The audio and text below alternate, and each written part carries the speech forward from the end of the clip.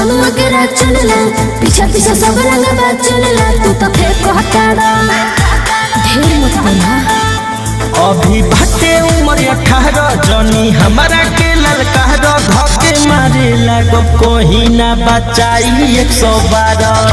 अच्छा अभी बाटे उम्र 18 जनी हमारा के ललकार धके मारे लागो कोही ना बचाई 112। बस करा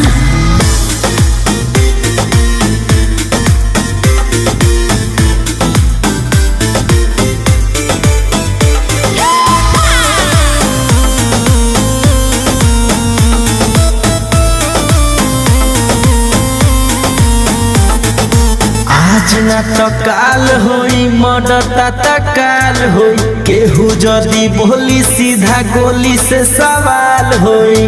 सब जानता मैं